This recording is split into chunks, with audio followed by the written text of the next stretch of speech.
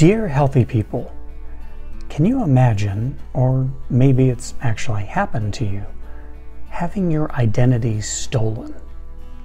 It's more than just inconvenient. It can be a source of significant daily stress that lasts for years. There's all kinds of paperwork to go through, and you have to keep proving over and over again that you're you. With the bank, the DMV, the Social Security office, credit card companies, etc., and so forth. But you know who you are.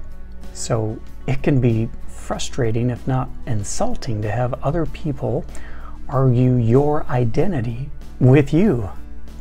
And if enough of your stuff's gone, for instance, your wallet with your Social Security card and your driver's license, and then maybe you can't find your birth certificate on top of that, how do you convince anyone? Without the visible proof of universally accepted documentation, how do you prove that you're you? Talk about stressful, right?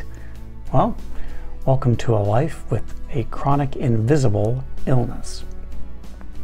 Much like the victims of identity theft, people living with chronic illness are constantly being asked to prove over and over again just how sick they are.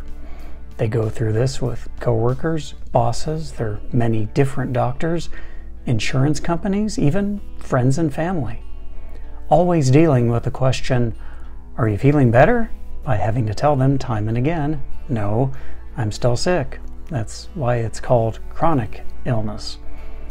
And like those who have to convince naysayers that they are who they say they are without the visible proof of universally accepted documentation, people with so-called invisible illnesses have to convince their groups of people that they are legitimately ill without having any visible proof of their illness.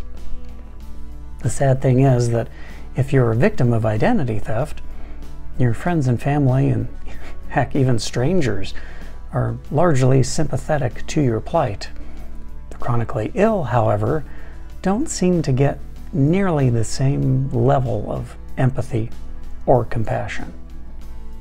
Of course, that's just my opinion. Sincerely, Ken.